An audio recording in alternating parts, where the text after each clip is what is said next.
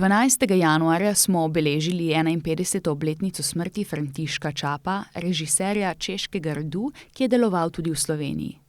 Najprej se je preizkusil kot pomočnik snemalca, asistent režije, lektor, montažer, kot samostojni režiser pa je začel delati pri 24 letih, ko mu je Miloš Havel, direktor filmske produkcijske hiše Lucerna Film, ponudil režijo filma. S tem je postal najmlajši režiser na svetu. Posnel je enega izmed najbolj gledanih filmov pri nas, film Vesna. To je bila tudi prva filmska ekipa, ki jo je na beograjski premieri sprejel Tito. Poleg tega je Čap v Sloveniji posnel tudi filme Ne čakaj na maj, Trenutek odločitve, Naš avto in dokumentarni film Piran. Velja za začetnika moderne slovenske kinematografije. To, da je on skozi objektiv kamere odkrival seveda te naše kraje, ki so izredno fotogenični in so v preteklosti bili še bolj. Jaz mislim, da je pomembno tudi zaradi svoje človeške in umetniške dimenzije, zato ker je prinesel mogoče eno novo poetiko v ta prostor, ki je samo dobrodošla. V Slovenijo ga je 52. leta pripeljal takratni generalni direktor Triglav filma Branimir Tuma, saj je želel razviti mlado slovensko filmsko industrijo. Takrat pri nas ni bilo tehničnega filmskega znanja in izkušenj, Čap pa je bil mojster svoje obrti z veliko izkušnjami. Pred prihodom v Slovenijo je, poleg drugih nagrad, v žepu imel že Zlatega leva iz Beneškega filmskega festivala in Zlato palmo iz Kana. A v Sloveniji mu ni bilo lahko.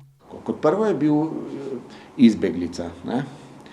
Je moral zapustiti svojo državo zaradi politike, potem izgleda, da je bil tudi moralno sporen, ne? Čap pravi, da je bil homoseksualec, ne? Torej, da to za tiste čase da ni bilo seveda sprejemljivo in tako dalje. Bil je neverjeten boem, kadar je bil honorar, so vsi žurali, ne? So bili pa seveda za Čapa težki trenutki, ker je živel tako, kot je živel, so bila obdobja brez denarja, ne? In v teh obdobjih je njegovo življenje, poskušal se je celo kot rejec kokoši oziroma prašičev, baje v Marušičih na hrvaški strani. V Čapovem filmu Kruh in sol, ki je bil jugoslovansko-nemško-italijanska produkcija, je igral Marcello Mastroianni, ki velja za enega izmed najbolj ikoničnih filmskih igralcev 20. stoletja v Italiji. V filmu so popisane tudi Sečoveljske soline s Piranom in okolico. Ena moja skrita želja je, da bi v Piranu naredili eno kot učno pot, povezano s filmom, seveda in velik del bi zasedel ravno Čap v tem, da bi z neko QR kodo na določenih lokacijah lahko vstopili v sekvenco filma, ki je bila na tisti lokaciji posneta. František Čap je imel Piran zelo rad. Živel je v Portorožu nad hotelom Palace, umrl je v bolnici v Ankaranu, pokopan pa je na pokopališču nad Piranom. V bližini se nahaja tudi spominska plošča in ulični prehod, poimenovan po njem.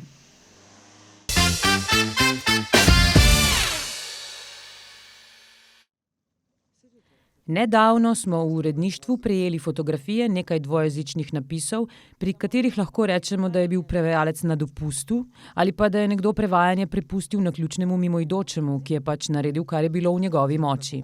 Napačno prevedenim napisom se nekateri le pošteno nasmejijo, druge pa razjezijo, saj jih razumejo kot nespoštljive do jezika in celotne manjšinske narodne skupnosti.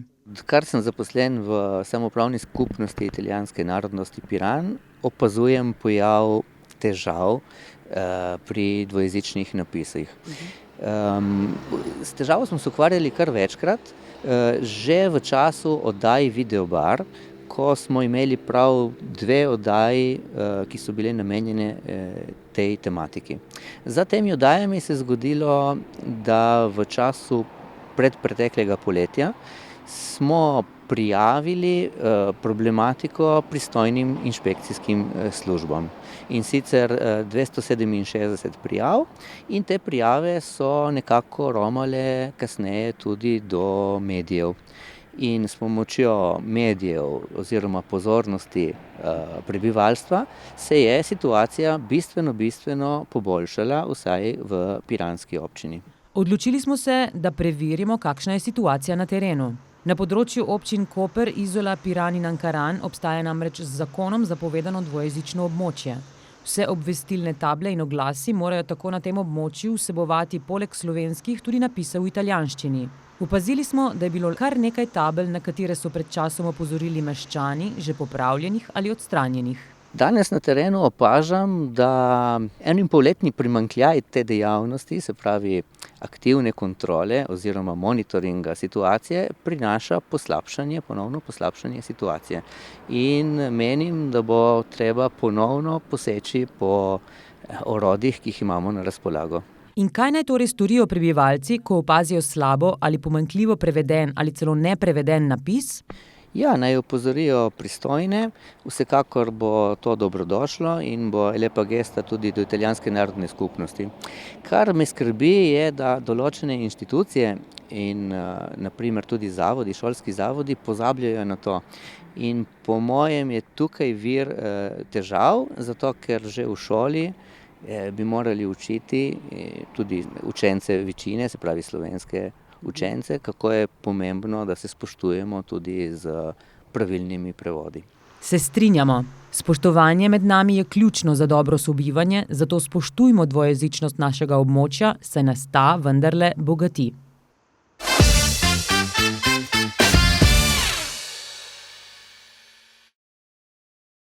Skoraj smo že čez polovico prvega meseca novega leta. Marsikdo si je, kot vsako novo leto, zastavil nove zaobljube, ki se jih bo probal letos držati. Kot vsako leto sem si tudi letos postavil zaobljubo, kaj moram povedati tudi kakšno. Ni toliko pomembno, v glavnem eno zaobljubo sem si dal in jo izvajam. In se jo strogo držim, ker mi zelo koristi. Si ne postavljam novoletnih zaobljub, ker tako je lažje se jih ne držati oziroma se jih držati, ampak recimo, da si postavljam zaobljube vsak dan posebej in skušam takrat pa biti malo bolj resna. Sem si postavil novoletno zaobljubo, da ne pokam petard in jih nisem pokal. Da dokončam srednjo in da najdem ta smisel, kam bom šla naprej in kaj bom delala v življenju. Večina ljudi se za spremembe odloči ob pomembnih dogodkih v življenju, recimo ob okroglih obletnicah ali menjavi službe, rojstvu otroka, pokoju in podobno. Zakaj je temu tako, odgovarja psiholog Kristjan Musek Lešnik. Rabimo ponavadi neke mejnike, ker sicer smo skozi v neki rutini, v nekem hitenju. Takrat, ko pa si vzamemo malo časa, pa rečemo lahko, zdaj bi pa nekaj spremenil. Zdaj pa to, ali so to te novoletni prazniki, včasih je pa že vikend zadost za to, da si rečemo, saj zdaj od ponedeljka pa vse naprej. Raziskave in statistike kažejo, da se večina zastavljenih novoletnih zaobljub zaradi različnih razlogov ne uresniči. Ponavadi je razlog to, da si zastavimo neuresničljive in prezahtevne cilje. Ravno to je razlog, zakaj sem prej omenil, da je fajn imeti cilje, ki so seveda oprijemljivi, jasni, tudi merljivi v tem smislu, da vidim, kdaj se jim približujem preko nekih etapnih, malih, drobnih ciljev, ker to ohranja motivacijo in potem daje dodatno voljo za naprej se potruditi. Cilje si je priporočljivo tudi zapisati, prav tako pa jih je dobro deliti z ostalimi, saj nam pri motiviranosti lahko pomagajo njihove pozitivne spodbude in povratne informacije. Če naletimo na oviro, je pomembno, da ne obupamo in si cilj prilagodimo ali ga dosežemo v drugem tempu.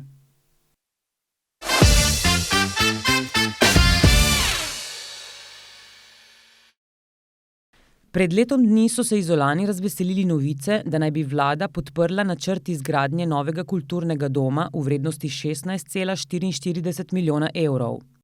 Nekaj več kot 7 milijonov naj bi prispevalo kulturno ministrstvo, preostali del, dobrih 9 milijonov evrov, pa da bo primaknila občina.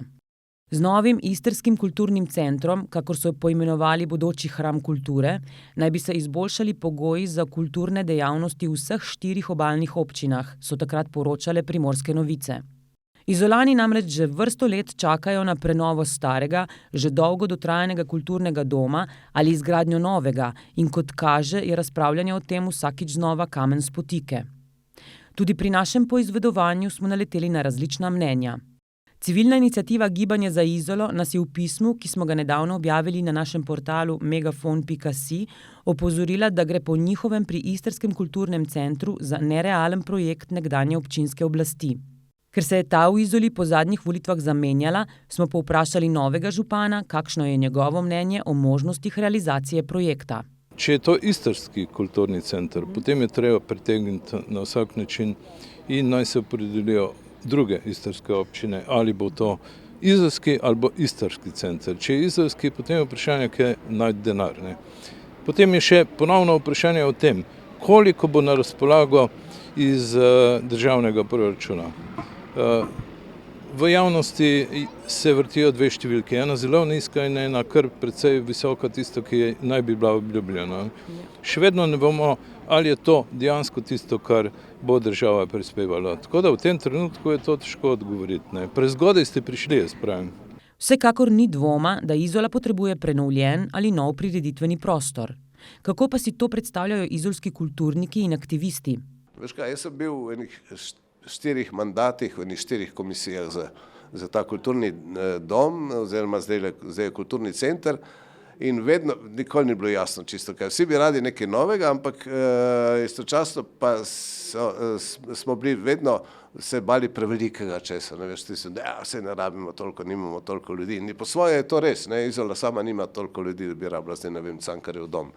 Je pa res, da je nekaj, da mislim, če pa že gremo se delati nekaj takšnega, potem je prav, da naredimo bom jaz rekel, en center za celo obalo, ki ni treba, da je ravno, da se poudarja, da je Izola. To je v bistvu obalni oziroma istrski kulturni center in sploh, če bojo občine zmogle toliko razumeti, da se morajo zmenijo skupaj, pa da skupaj zgradijo, da dobimo končno na obali eno dvorano, kjer lahko spraviš na oder, recimo, ne vem, simfonike ali pa pihalni orkester, ne, da niso lih vsi pihalni orkestri po telovadnicah nastopajo. Če bomo dobili eno tako dvorano, pa ni vrag, da ne bo cela obala zmogla 400 ljudi. Je pa tako, da če narediš dvorano za 50 ljudi, bo 50 ljudi hodilo na prireditve, ne. Če pa jih narediš za 400, pa morda bojo začeli počasi prihajati tudi kakšni drugi. Jaz mislim, da nima smisla delati nekaj majhnega imamo mi tukaj. Rajši idemo narediti nekaj, da bomo imeli kaj od tega. Jaz bi samo najprej omenil, da v okviru teh mest kulture in to je v Bolgariji eno mesto, ki je postalo mesto kulture in so zgradili nekaj grozno, strašnega, tehnološko opremljenega, ne vem koliko ljudi sprejme to. In že par let je to zaprto, ker nimajo nekoga, ki bi dajal vsebine noter, nimajo vsebin, nimajo ljudi, skratka stvar ne funkcionira. Ne. Meni, kar je, recimo, moj občutek je tak, mogoče malo kontra od MEF-a, ampak recimo ta kulturni dom zdaj kot je, če bi se vložilo dosti manjša sredstva, 2-3 milijona ali kakorkoli, ne bi bilo to prestižno, ampak kar je meni bistvo je, da bi lahko društva in skupine, ki tvorijo kulturo, se pravi od plesalcev, baletnikov do pevcev in tako naprej, gledališnikov, to so potencijalni ljudje, ki bojo nekoč delali kulturo v Izoli od otrok. Treba začeti pri mlajših generacijah.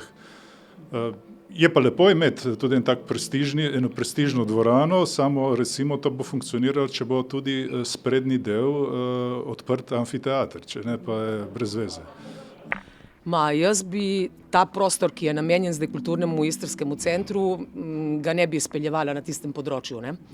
Bi pa ga v starem kulturnem domu, ne, bi preuredila in verjetno bi bila investicija nižja, ne, verjetno, sigurno. In zdaj najprej kulturne ljudi v kulturno Izolo in potem kulturne prireditve, ne. Kar se pa mene tiče, pa bi moral biti tudi kakšen mladinski center, ne v samem kulturnem domu, to je v sklopu kulturnega, ampak za mladino, tako kot je bilo včasih. MKC v Kopru, tle je bil Mi klub, pa Šoto klub, pa razne take neke prostorske zadevščine, ne, kjer so se dogajale prireditve v stilu alternativnih koncertov. Jaz podpiram alternativo. Če Izola delujoč kulturni dom vendarle ima, pa izolska mladina prostorov za svoje delovanje nima, kot opozarja Mojca Ferle.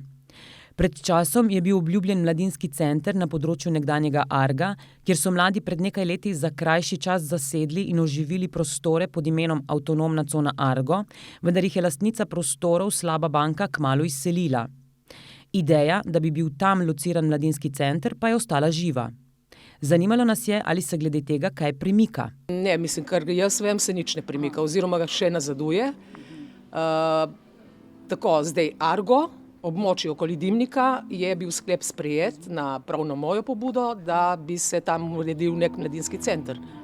Zdaj pa mislim, da se je začelo komplicirati v smislu statika, kolikor sem jaz razumela, in podobne zadeve. Mislim, če pogledaš po svetu, kaj se dogaja z nekimi prostori, ko mladina zaskvota, na primer, nek prostor, tam ni problem statika. Ne? Se pravi, tu bi bilo treba samo umestiti neke dejavnosti, neke prireditve, da postane zares nek alternativni kulturni prostor. Tam se mi zdi, če že tako, da bi moral biti nek fin prostor, potem bi lahko bilo tudi pop, popularno, drugače pa naj ostane tako, kot je in gremo v alternativo. Se pravi, da so vsi ostali fini. Ne vem, kako razmišlja drugače kot tako, ne? Idej, kaj vse manjka v Izoli, je veliko. Težava je, da je kulturne dejavnosti znotraj sistema tržnega kapitalizma vsakič znova potrebno opravičevati in dopolnjevati s komercialno vsebino, saj te sicer niso vedno zlahka finančno donosne. Kot je videti, se bodo torej mnenja o novem kulturnem centru v Izoli še kresala. Priložnost za to bo že kmalu, 17. januarja namreč načrtovana ponovna predstavitev aktualne ideje o istrskem kulturnem centru. Potrebujejo. Izolani vejo, kaj potrebujejo. Končno jaz sem v Izoli že toliko let in vem, kaj potrebujemo. Drugo je, če lahko to takoj realiziramo. Vi ste omenili oni projekt, ki je razstavljen še vedno v Manziolijevi palači. Ta projekt bo še enkrat predstavljen javnosti 17. Zato, ker je včeraj prišel en zahtevek, da bi to ponovili. Jaz zato tudi vabim Izolane, da si to ogledajo. To bo popoldan, objavljeno bo na spletni in na Facebook strani občine.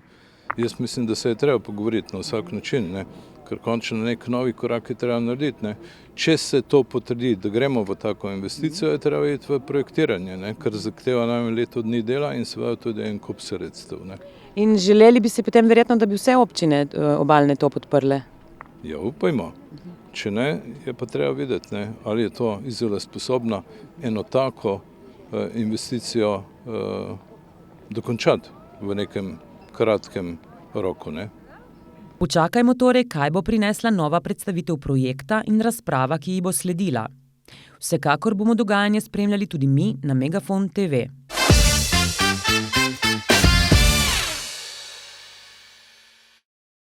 Med božičnimi in novoletnimi prazniki je prišlo do razlitja nafte v akvatoriju Marine Izola. Vzrok naj bi bilo puščanje ventila za regulacijo tlaka nafte. Naftni madež so prva zasledili delavci komunale pri rednem pregledu akvatorija. Da je prišlo do izlitja nekega oljnega madeža oziroma druge tekočine v akvatoriju, smo zasledili sami tekom rednih ogledov našega akvatorija, ki ga upravljamo. Ker so oljni madeži v marini stalnica, so sprva na komunali temu ustrezno ukrepali. So pa kmalu ugotovili, da se madež navkljub razmaščevanju ponavlja. Po nekaj dneh so našli tudi izvor razlitja.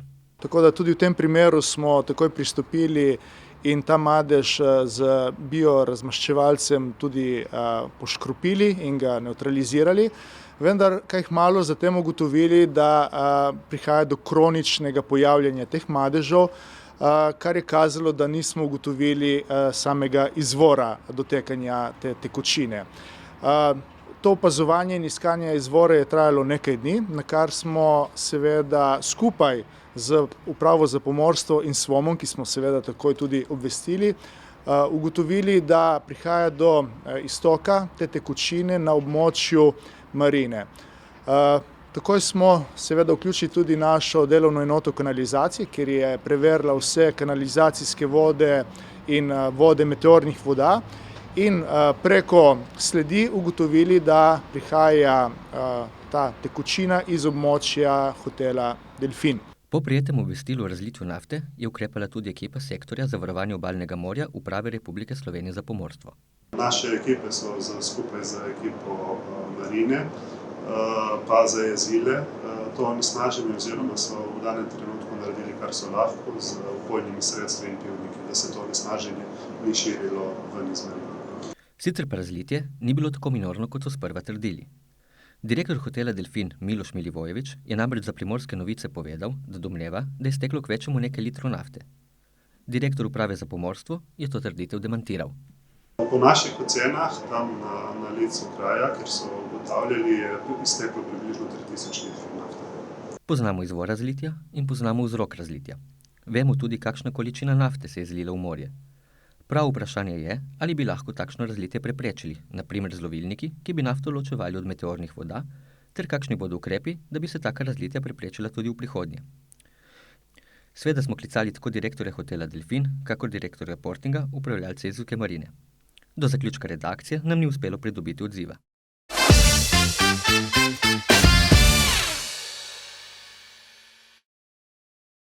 V roku enega tedna sta bila na obali potrjena 2 primera visokopatogene aviarne influence. Kot so sporočili iz Ministrstva za kmetijstvo, gozdarstvo in prehrano, gre v obeh primerih za ptičjo gripo pri labodjih grbcih. Uprava Republike Slovenije za varno hrano, veterinarstvo in varstvo rastlin, zato rejce perutnine in ptic v ujetništvu, prosi, da ob zmanjšani porabi krme in vode za več kot 20% takoj obvestijo veterinarja. Prav tako morajo veterinarje obvestiti, če je padec nesnosti za več kot 5%, če je povišan dnevni pogin za več kot 3-krat od pričakovanega in pa ob pojavu kakršnihkoli kliničnih znakov ali posmrtnih sprememb, ki kažejo na aviarno influenco. Uprava poziva tudi vse sprehajalce in obiskovalce parkov ter območij, kjer se zadržujejo divje vodne ptice, da jih ne krmijo.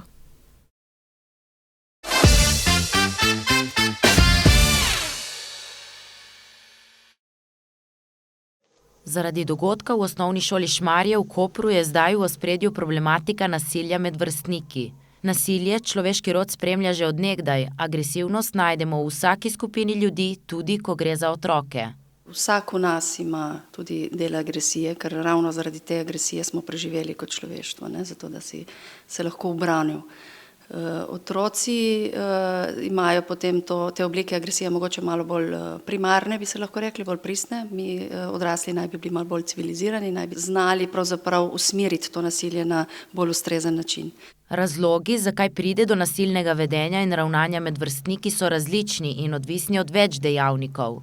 Je pa vzrokov zelo, zelo veliko. Lahko je to, ker se doma več časa nekaj dogaja in ni bil slišan, nima nikogar v bližini takega, da bi mu lahko te stvari povedal, ali pa je tudi povedal, pa niso mu uspeli pomagati. Lahko, da je bil on žrtev dolgo časa, torej da je bil on deležen nekega zasmehovanja dlje časa in je potem seveda lahko je pač reagiral. Lahko je, ne vem, ljubosumje mogoče pri deklicah, zato ker je ena bolj priljubljena v razredu, pa potem ji proba na spletni način škoditi. Tega je žal veliko klicev dobimo iz šol, tudi zaradi tega, ko izvajajo učenki kakšno tako hudo stisko zaradi spletnega nasilja. Nekateri trdijo, da je nasilje med vrstniki enako kot nekoč, z razliko, da smo danes bolj ozaveščeni in o tem več govorimo. Strokovnjaki pa opažajo, da so se stiske otrok in mladostnikov povečale po pandemiji koronavirusa. Tukaj pa lahko potrdim, ker smo pravzaprav mi vstopili ravno po covidu, s tem namenom, ker smo dobili podatke tudi iz Evrope, sveta in seveda tudi od naših strokovnjakov, da so se povišale stiske mladostnikov in otrok. In smo opazili smo, tudi ta nestrpnost se je povečala, zato ker seveda prej doma si bil sam oziroma si se prilagajal samo ljudem, ki si jih itak poznal. Ko pride do nasilja med vrstniki, je potrebno odreagirati takoj in na pravi način. Naloga odraslih, vzgojiteljev, učiteljev, svetovalnih delavcev je, da takrat, ko do nasilja pride, tudi ukrepamo. Takoj je treba reagirati, najprej poskrbeti seveda za žrtev, če je do česarkoli prišlo, in potem zelo resno vzeti vsako stvar. Takoj poklicati policijo, poklicati starše od teh udeleženih, poklicati center za socialno delo. Skratka, če ne bomo mi resno stopili in reagirali, potem ne damo informacije otrokom, da tega mi ne dovolimo. problematiki medvrstniškega nasilja je po mnenju stroke potrebno pristopiti sistemsko, pri tem pa se morajo različne institucije začeti povezovati med sabo. Imamo izobraževalne institucije, imamo zdravstvo, imamo policijo, imamo zelo ločene institucije. Vsaka zase ve, kaj počne in se trudi delati, seveda najboljše, kar je možno, ampak vsak sam vemo, da nismo najboljši. Medtem ko če se začnemo povezovati, vsak lahko nekaj dobrega doprinese, vsak prinese svoje znanje. Kot družba bi morali delati predvsem na preventivi in ne čakati, da stvari izbruhnejo, preden urgiramo. Je zelo pomembno, da znamo tudi otroke zgodaj učiti dobesedno veščin sobivanja. Ker tisto, kar je bilo včasih pravzaprav del normalnega učenja, ko so otroci rasli, odraščali med vrstniki na ulici, v družinah, 3-generacijskih, 4-generacijskih skupnosti in se vsega tega učili, tega danes pravzaprav ni več. Socialno okolje se deloma premika v virtualen svet, na družbena omrežja in zato je po mojem ta socialna funkcija vrtca pa šole še toliko pomembnejša, kot je bilo kadarkoli prej v prejšnjih, recimo, desetletjih. Ja, mi smo že pravzaprav s tem začeli, da smo oblikovali vsebine za jačanje socialnih veščin. Sicer na razrednih urah prihajamo z našimi sodelavci, prihajamo na razredne ure in tam imamo različne delavnice, različne pogovore o tem, kako pravzaprav, na kakšen način gradimo odnose, kaj mi je všeč, kdo sem jaz, kdo so moji prijatelji, zakaj so ravno oni moji prijatelji. Skratka, o tem delamo, na samopodobi. V Svetovalnem centru za otroke, mladostnike in starše Istre pogrešajo več prostorov v družbi za vsebine vezane na duševno zdravje, ki lahko pomagajo pri ustvarjanju dobre samopodobe mladih in krepijo občutek pripadnosti, ki je ključnega pomena pri omejevanju medsebojnega nasilja.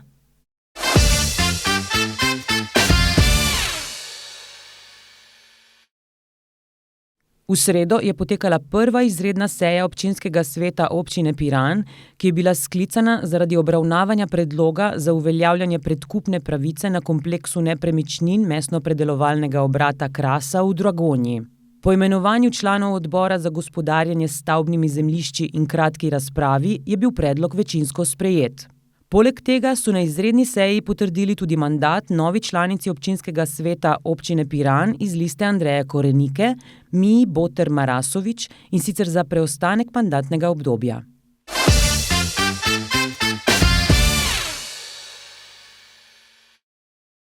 Novo leto je študentom prineslo slabe spremembe. Lani je bilo napovedano povečanje subvencije za študentsko prehrano, kar naj bi pomenilo, da bodo študenti od začetka leta jedli po nižji ceni.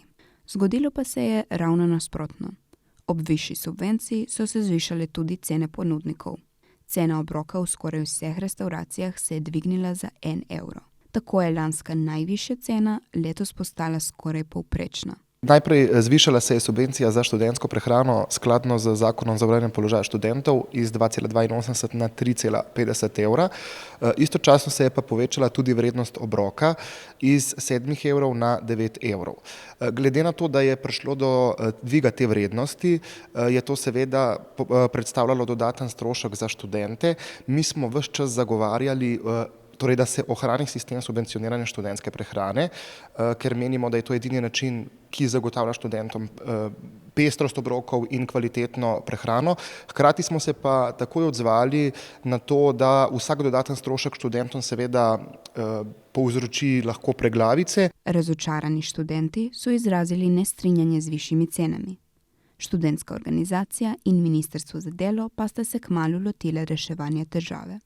Smo se dobili z ministrstvom, torej Študentska organizacija Slovenije se je dobila z Ministrstvom za delo, družino, socialne zadeve in so dosegli dogovor, da se bo subvencija dvignila v letošnjem letu dvakrat, torej najprej se bo dvignila s 1. marcem 2023, to je po predvidevanjih glede na zakon, ki nekako, s katerim se dvigajo pač zaradi inflacije se dviga ta subvencija, potem bo pa prišlo še do izrednega dviga, ki se tudi predvideva nekje po tem prvem dvigu v mesecu marcu in celoten dvig bo znašal približno 30% oziroma 1 evro, kar pomeni, da bo najvišje doplačilo se znižalo in bo znašalo potem 4,5 evra. Tako naj bi marca ponovno prišlo do spremembe cen, tokrat do znižanja. Znižane cene bodo kljub višji subvenciji za študente enake kot lani. Glede na napovedi naj bi se spremenila tudi kakovost ponudb. Ponudba je različna glede na ponudnike, nekateri ponujajo obroke, juho, glavno jed, sladico, nekateri tudi ponujajo bone v gostinskih lokalih, ki nudijo hitro prehrano, in tudi glede tega so se na sestanku pogovarjali in so pravzaprav dve temeljni usmeritvi sprejeli. Ena usmeritev je, da nekje do 1.1.2024 se izboljša kakovost prehrane, ker zdaj se vsi nekako strinjamo, tako ŠOS kot tudi ministrstvo, da je nekako, ne bom rekel preveč, ampak želimo si polnovreden obrok, ki bo pač zagotavljal kakovost. Študentski boni študentom ponujajo zdrave obroke, tako da jim med študijem ni treba razmišljati o prehrani. Obstajajo predlogi, da bi študentske bone razširili tudi na živila, tako bi si študenti lahko kuhali sami. V vsakem primeru so študentom boni nedvomno zelo koristni.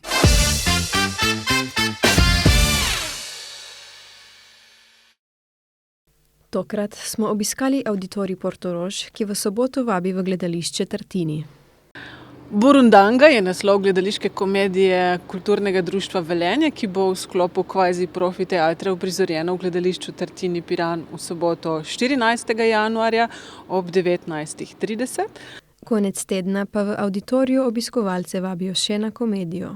Za abonma Avditorija in izven bo v petek 20. januarja gostoval igralski ansambel SNG Drame Maribor. Uprizorili bodo komedijo Vanja, Sonja, Maša in Špik, o kateri pravijo, da ne vemo, ali se smejemo od žalosti ali od veselja. V Centru mladih Koper čez cel teden ponujajo raznovrstne dogodke. Yeah, this 13 we have a jazz concert and it's from David Mozetic and Divide Zero. Also this 17th, with this Tuesday, we have another Mauricio Drigine, that it's a meeting of supporting group of the LGBT plus community. Also next day, in 18th of January, we have Bunga and a stand-up event, and they have many material tested in the audience, and it's really cool. And finally, we have this 20th January, this Friday, another concert of trap, like the first one that we have in a really long time, is Past Trapola, and we have many of them. One of them is Ilutora, we have K Virtual, Obi, Mezi, and other ones that are really, really good. Obiskali smo tudi mladinsko knjigo, v kateri bodo brali italijanske ljudske pravljice. Pozdravljeni, tokrat vas vabim na predstavitev knjige Itala Calvina, italijanske pravljice, ki bo v četrtek 19.1. ob 19. v naši knjigarni Dom knjige. Gostili bomo prevajalca Gašperja Maleja, ilustratorko Ano Zavadlav, dogodek bo pa povezovala Neva Zajc, tako da vabljeni. Nenazadnje pa v knjižnici Srečka Vilharja Koper vabijo na dogodek, ki bo potekal v dvorani svetega Frančiška Asiškega. Sicer pa prav tako povezano z našimi rezidenti v Kubedu, že 19. januarja pripravljamo nekako zaključno prireditev z lanskimi rezidenti, kjer jih bo nastopilo 7, predstavili pa bodo dela, ki so jih ustvarili v lanskem letu.